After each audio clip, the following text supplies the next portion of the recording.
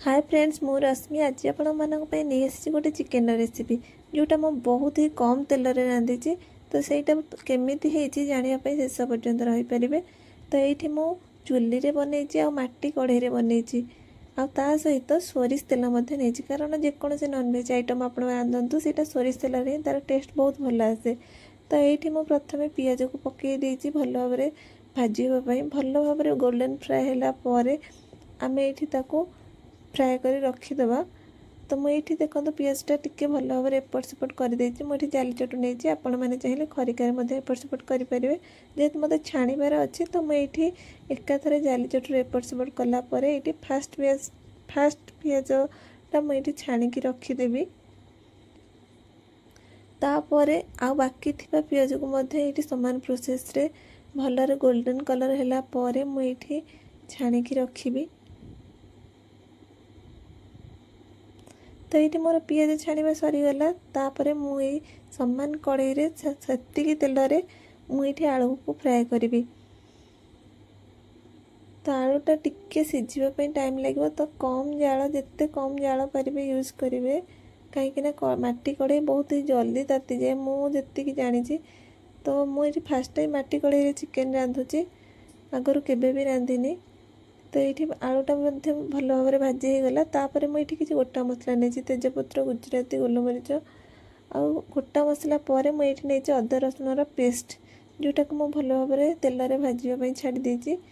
तेल भल भाव एपट सेपट कलापर ये देखु आउ जमा भी तेल जना पड़ोनी ए जमा भी मुझे एक्सट्रा तेल यूज करेनि जी प्रथम यूज करी से। तो तापर ये मुझे चिकेन पकई देती चिकेनटा मसला मिसी जावाई जस्ट टिके एपट सेपट करदेवी मत ए गोलैवाई असुविधा होता। तो ये एपट सेपट टिके किसी समय कलापर मुझे घोड़े छाड़देवी चिकेनटा टिके सीझापी। तो ये मु 2 ରୁ 3 मिनिट मात्र 2 ରୁ 3 मिनिट ही घोड़े घोड़ेला देखो चिकेन कलर चेंज हो गला।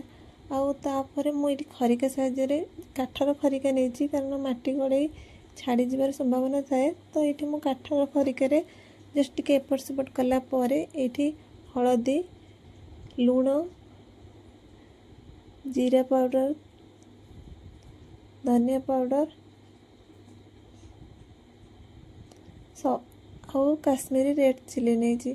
तो ये सबुतिक भल भाव मिसई देवी चिकेन रे आ मझे मझे जेहेतु चुली रोषे कर मझे मझे जाल को चेक करार अच्छे मत। तापर मुझे टमाटर पेस्ट नहीं जोटा मु टमाटर को ग्राइंडिंग कर देती एबे सबुतिक भल भाव मिक्स करदेवी आपर पुणी किसी समय घोड़े छाड़देवी।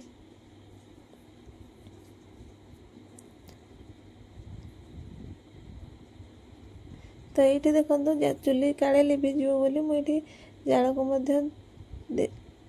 जाड़े लगी पड़ी तापर ये मो बाहर रोषे कर। तो ये मु चिकेनटा मोर सीझा भितर ये छाणिकी रखि पियाज ता सहित ये दही नहीं फ्रेश दही ने कारण खटा दही ने टेस्ट भल आसबनी। तो ये मु दही और पियाज को भल भाव ग्राइंडिंग करके रखीदेली। तापर ये देखो चिकेन मोर तेलटा बाहरी आसला अल्प। तो तापर मुझे आलू ऐड कर दूची आलू और चिकेन को किसी समय भल भाव कषिला मुझे ऐड करी बन पेस्ट पियाज और दही जो पेस्ट मु बनी सेटा ऐड करी। ए जमा भी मु पानी देनी दही जो पानीटा थिला से ही मसलाटा मु बाटी। तो से अल्प टिके पानी एबे ऐड करुची आउ सबुतिक भल भाव आउ थे मिक्स कर दूची जमती कि मसला चिकेन सबू मिसी जीवो। तो ये सब मिसी सारी एबे जेहेतु सब मसला मु पकई सारी केवल चिकेन मसलाटा बाकी थिला एबे सेटा भी ऐड कर दूची। तापर ये मु ताको घोड़े छाड़देवी।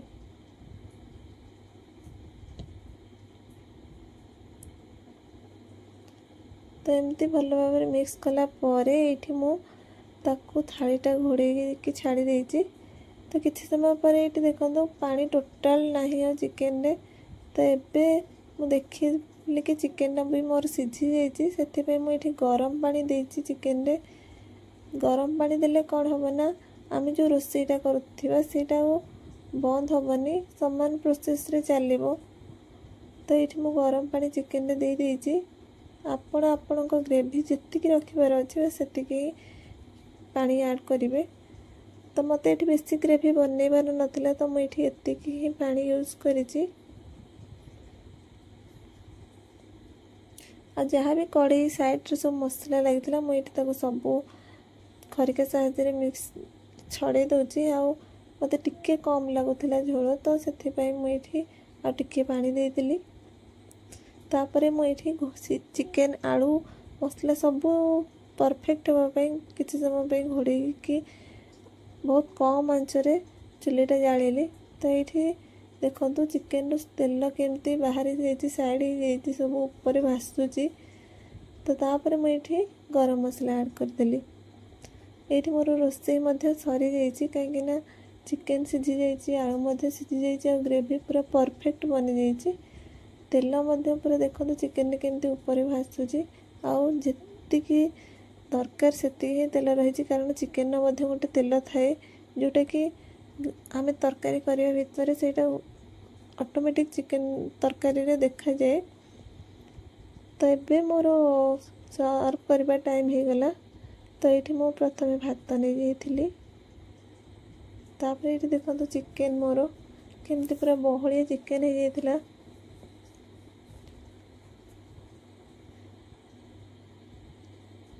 तो मुझे चिकेन को प्रथम बाढ़ी देती।